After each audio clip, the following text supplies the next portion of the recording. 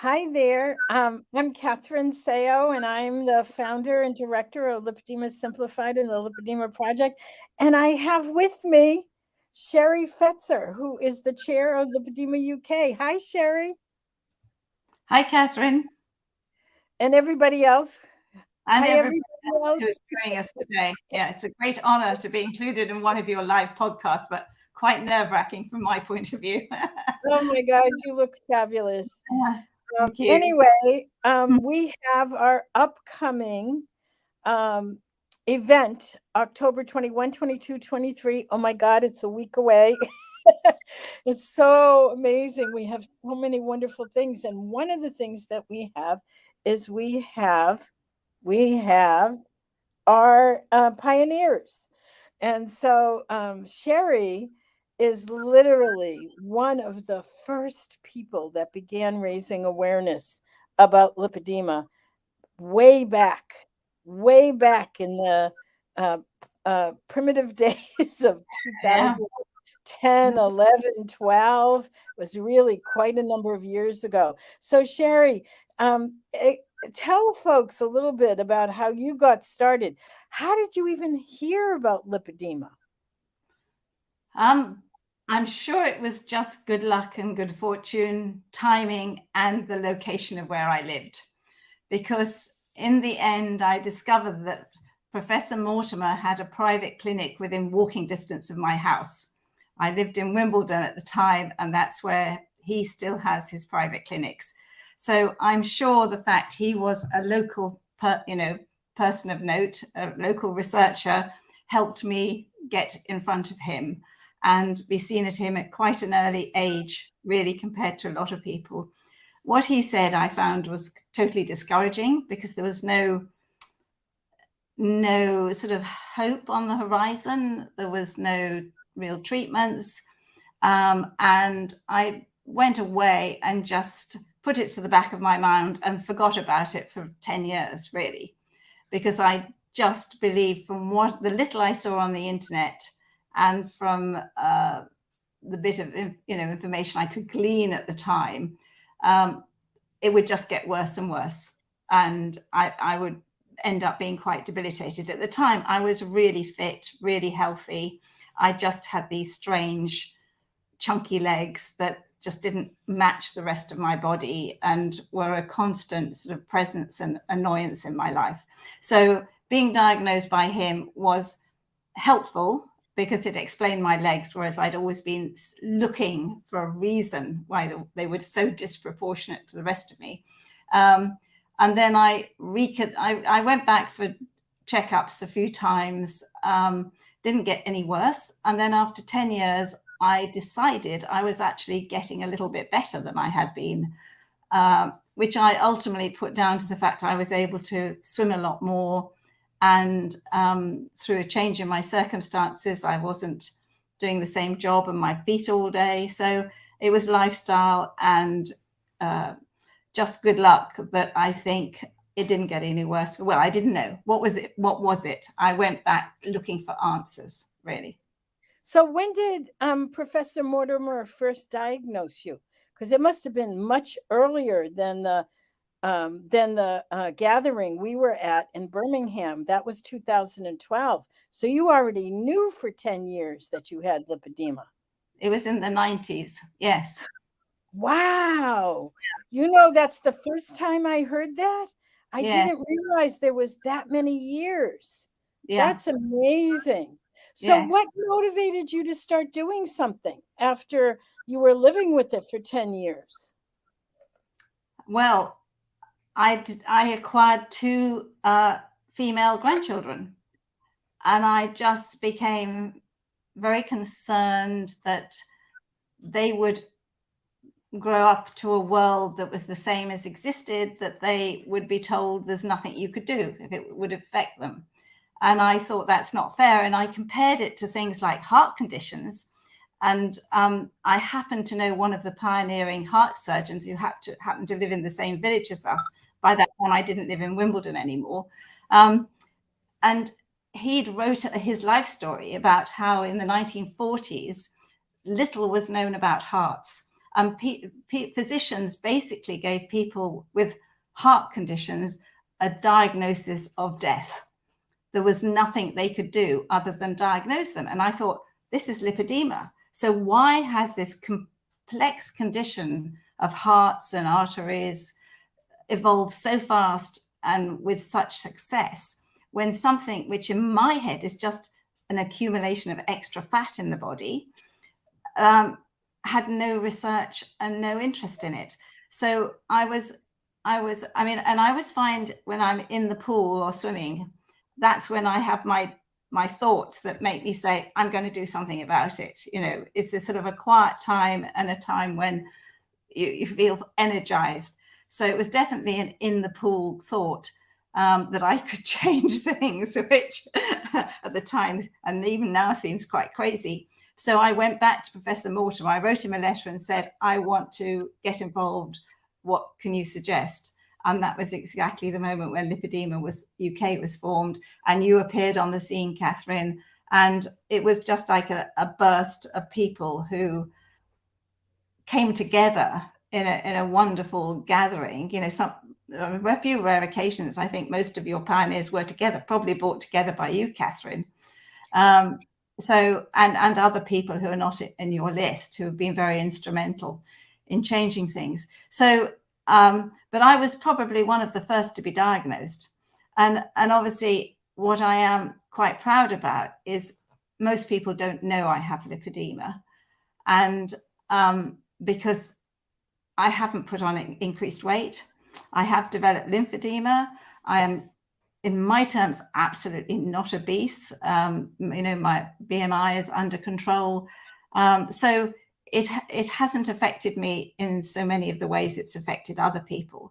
So I feel, and then I get very annoyed when I read studies where the only people they are talking about are also obese, because I believe there is a huge population of people with lipedema who are very hardworking, do diet, do exercise, do all the right things, keep it under control, and are out there just participating in ordinary life. And I feel there is still a need to unearth this group and say, what is the differences between them and other people? Is it just life's journey and what we've encountered, or other conditions, other chronic, is it hereditary? Because I personally know a lot of people who have what you might call as minor or mild lipedema. It still really affects their life, but it hasn't put them in a wheelchair. It hasn't stopped them having really successful careers or families, or participate in what I would call ordinary everyday life. So I personally now, I feel we need a lot more research on the group of patients I would put myself in still. I totally agree. I really see lipedema on a spectrum. And when I was presenting last night to a group of newly curious, thinking that they might have lipedema, and one of the things I found myself emphasizing is you can be at any stage. You can be at the very beginning, and the sooner that you catch it, the sooner it's diagnosed, and the sooner that you catch it, the more control you have over managing it and stopping the progression, because you don't want to get to the point where you are in a wheelchair. I mean, because that's the thing that so many of us fear. And my mobility was impacted. I was in a wheelchair for a small segment of time, and had to use a walker. And now I'm walking again, and I am like celebratory that I can do it. But the thing that I feel like you emphasize and have from the very beginning, Sharie, the first thing that I heard you talk about was the big survey, was finding out from the population what was going on, and then finding out what they needed. What was it that was missing? And that's what Lipedema UK has been so successful at. So What kinds of things are you doing these days at Lipedema UK? Because it's been a long road, and you guys have had, we've all had the pandemic, and you just lost Her Majesty. So you guys have had a little bit of turmoil there. We've had a lot of turmoil, and it's still not really improved for everybody. We've also had the NICE review into liposuction, and as you and I know, Catherine, on the right patient with the right surgeon at the right time and with the right pre and post-operative care, liposuction can be very successful. It can also be a major disaster at the wrong time in the wrong hands. So we've had this government body, well, it's not really a government body, but it has an influential organization, look at the evidence to date and say there isn't enough evidence to support liposuction for lipedema. Now, they are willing to reconsider this as soon as there's new evidence, and we firmly believe there will be new evidence. And we know there are vast numbers of people it would be life-changing for. It has been and it will be. And patients are still choosing that route, patients from the UK.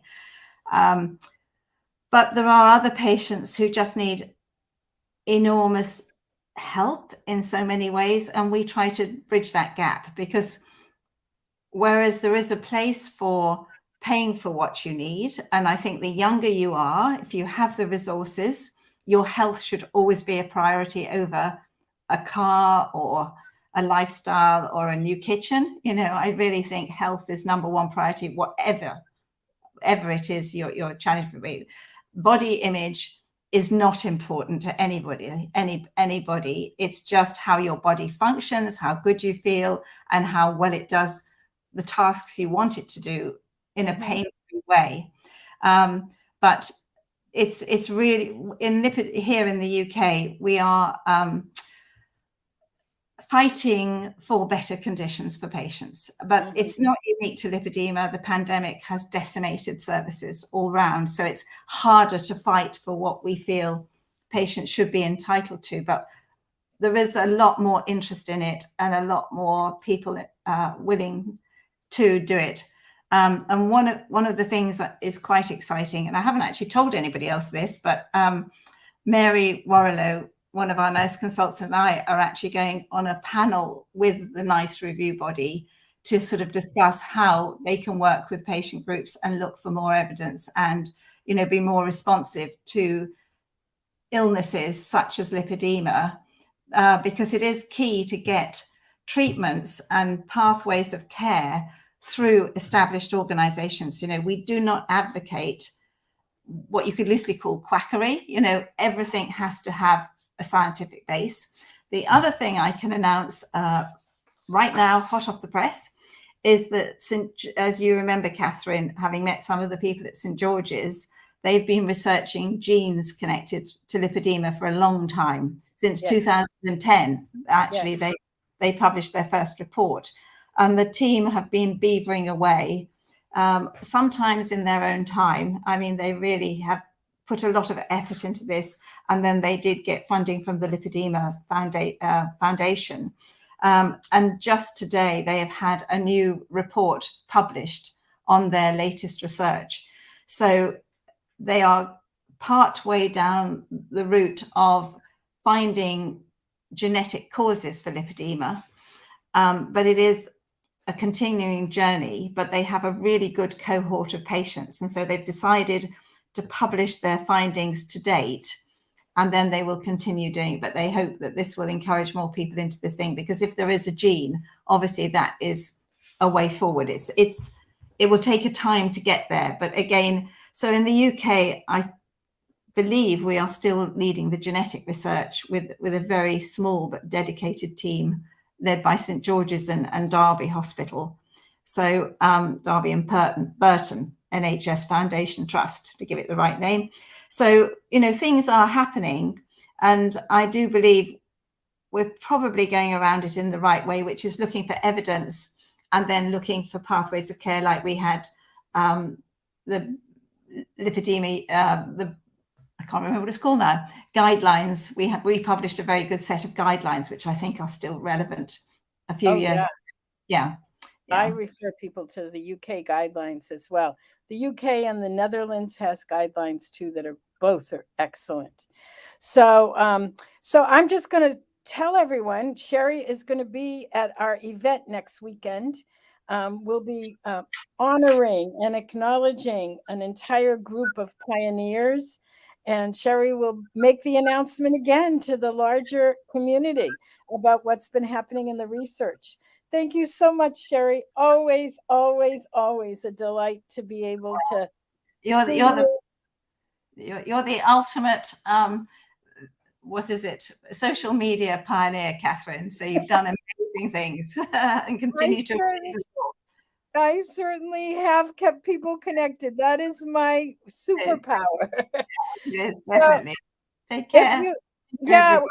And if you haven't registered yet, be sure you register. There is a link above. You're not going to want to miss this event. It is going to be absolutely fabulous. So we'll see you there. Bye-bye.